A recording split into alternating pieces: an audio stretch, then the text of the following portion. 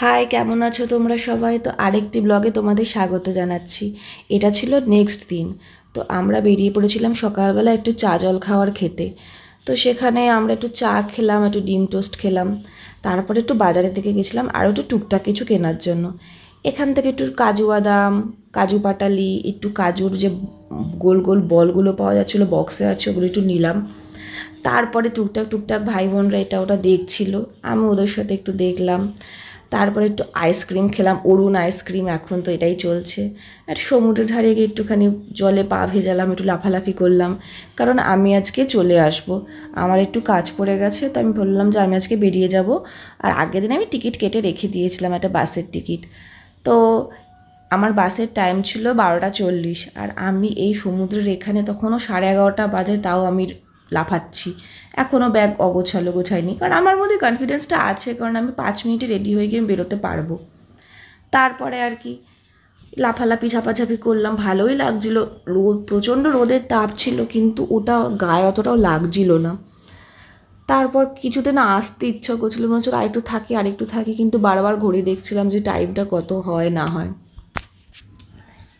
এরপর সমুদ্রের মায়া কাটিয়ে মন্দারমণিকে টাটা বাই বাই বলে ব্যাগপত্র গুছিয়ে আমি রেডি হয়ে বেরিয়ে পড়লাম আমার বাসের উদ্দেশ্যে।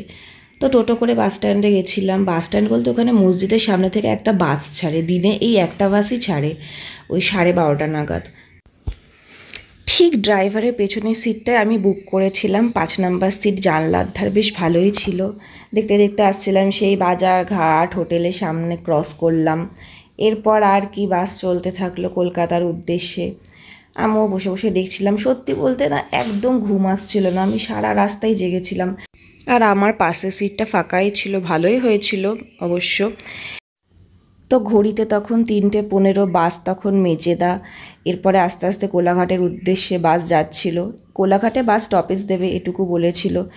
এরপরে এই কোলাঘাট ব্রিজটা ক্রস করছিল, দেখতে বেশ ভালোই লাগছিল। তারপরে একটু নেমে আমরা একটু চাটা খেলাম, সরি আমরা না, আমি একা চা খেলাম। সবাই আমার দিকে তাকাচ্ছে, আশ্চর্য, একা একা কেউ ঘুরতে পারে না, মানে আশ্চর্য, মানে এখনও ভাবে যে দল বল নিয়ে ঘুরতে যেতে হবে। তো আমার দিকে তাকালে সত্যি বলে আমার কিছু এসেও যায় না। তারপর আমি একটু ভিডিও কলিং করেছিলাম অফিসে, ওরা ভেবেছিল আমার সাথে মৈনাক গেছে, ওদের সাথে একটু কথাবার্তা বললাম। তারপরে এই যে পরন্ত বিকেলে আবার বাসে উঠে পড়লাম, কলকাতার উদ্দেশ্যে বাস চলছিল।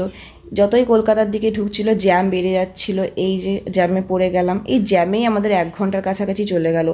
আমি এই দিকে দেখছিলাম হচ্ছে রানাঘাটে ফেরার ট্রেন। এই সন্ধ্যার দিকে আপে ফেরার জন্য কিন্তু ঘন ঘন ট্রেন থাকে না, ওই আধ ঘন্টা গ্যাপে গ্যাপে ট্রেন থাকে। এবার যদি লেডি স্পেশাল পেতাম তো খুবই ভালো, কিন্তু টাইমিং এমন ছিল যে লেডি স্পেশাল পাবো না। এরপর ধর্মতলায় নামলাম আমি বাস থেকে। তারপরে কিছুটা রাস্তা গিয়ে যেখান থেকে শিয়ালদার জন্য বাস ছাড়ে সেখান থেকে উঠলাম, উঠে শিয়ালদার জন্য রওনা দিলাম। খুব জ্যাম ছিল, সেই জন্য একটু লেট হয়ে যাচ্ছিল। কাউন্টারের বাইরে একটা ছেলে টিকিট কাটছিল, ওকে আমি রিকোয়েস্ট করলাম প্লিজ আমাকে একটু টিকিটটা কেটে দাও, কারণ প্রচণ্ড লম্বা লাইন ছিল। তো ও আমাকে টিকিটটা কেটে দিয়েছিল বলে আমি ট্রেনটা পেলাম। ওকে অসংখ্য ধন্যবাদ জানাই আমি।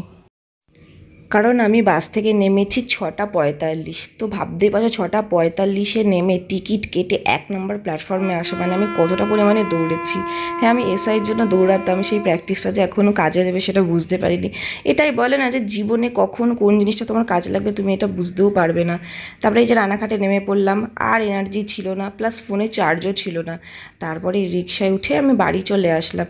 আজকের ব্লগ এটুকুই, টাটা, ভালো থেকো তোমরা সবাই।